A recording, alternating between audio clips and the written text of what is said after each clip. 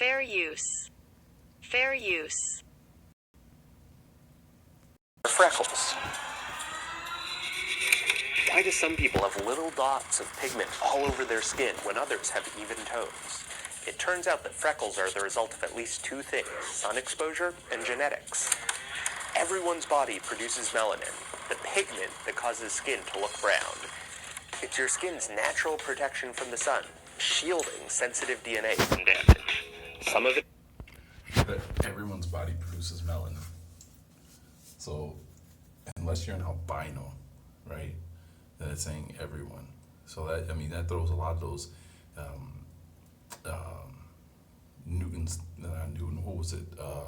Darwin theories out the window, right? I'm just saying that just throws that out the window. It occurs with or without sun exposure. That's why many people have naturally dark skin tones. But sun exposure induces your body to produce a lot more melanin. When skin cells detect that the sun's UV rays have damaged their DNA, they send a signal to melanin-producing cells to pump out some extra protection. But not... What I mean by that is that what they leave out when they talk about the Darwin theory is that as you evolved from apes and you went from the rich melanin man to the Nordic-looking person, or however they want to put it, that the Nordic-looking person was the closest thing to the image of God, and that's what you were aiming for, to be closest to the image of God. I've seen depictions where they show like the ape and then the man that's on his knuckles, the man that starts to stand up with a hunch, and then they skip the African American looking man that they claim, and go right to the Nordic person, and then they have the painted images they have of God. But here's the thing: when you think about that, why would people of all people be created with melanin in their system? And melanin is supposed to be this natural sunblock. They were created perfect to inhabit the earth, is what I'm trying to say. And they've taken the theory and they've turned it around. When they promote the Darwin belief, you weren't created perfect. The perfect is that which is lost its melanin in its eyes and in its hair. That's why I can't stand the whole Captain America, because in a way they're saying the perfect American is without melanin.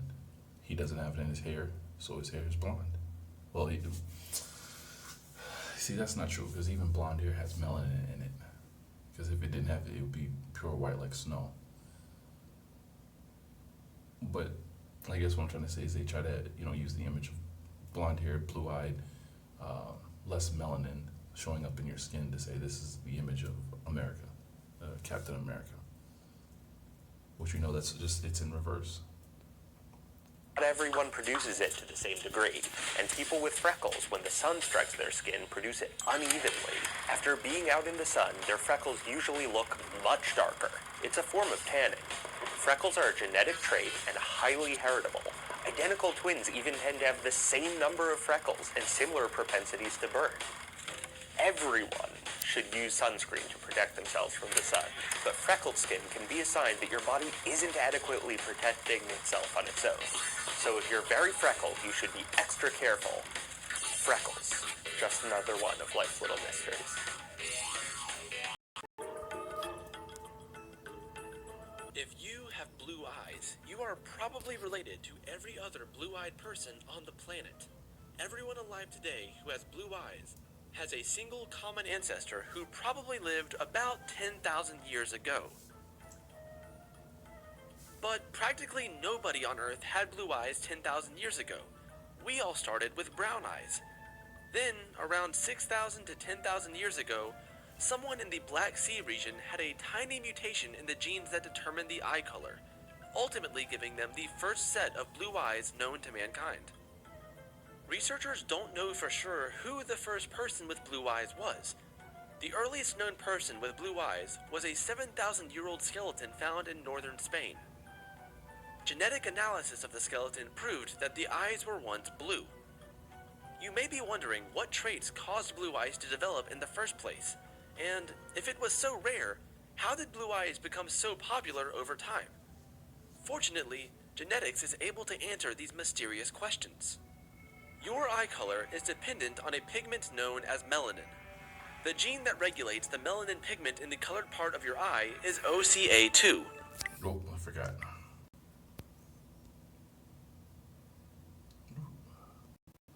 Fair use. Fair use. The mutation that resulted in blue eyes affected this OCA2 gene. This created a genetic switch, which turned off the ability of the OCA2 gene to produce the melanin pigment and caused the eye color to become blue. In one study, researchers analyzed the DNA of blue-eyed people and found that 99.5% of all blue-eyed people inherited the same mutated gene at exactly the same spot in their DNA. Blue eyes are as fascinating as they are pretty. Even though blue eyes appear to be, well, blue, they're not actually blue at all. Sounds crazy, right? Well, hear me out. Let's dig a little deeper. The colored part of your eye is known as the iris. The more melanin in your iris, the darker your eye color will be. Instead of any pigment, blue eyes have small particles suspended in the iris. These particles give rise to the Tyndall effect. The small particles scatter the incoming blue wavelengths of light back into the atmosphere, and as a result of the Tyndall effect, it creates a blue hue. It's similar to the way light scatters across the sky, making it appear blue. Since blue eyes get their color from the light that's coming in and being reflected back out, they really can appear as different colors depending on the lighting conditions.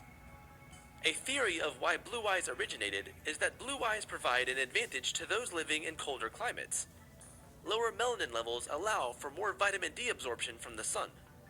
Although blue eyes are still very rare, about 20 to 40% of European people today have blue eyes.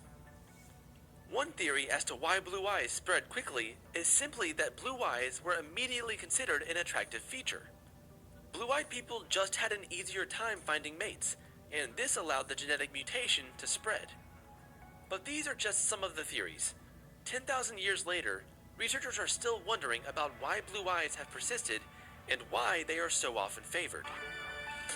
That last theory sounds more like, when you see the albinos in Africa, right? How the certain tribes treat them as if they have been possessed by demons or whatnot, and they force them to create their own community, So if this would have happened, it seems like they would have been forced to create their own community to survive, and they were able to pass the gene along that way. Just a thought I had when I hear that. And this is the reason why I did this video, because I seen this and I was like, yep, there it is. John Cena would have looked like him if his melanin would appear. If it would have showed up,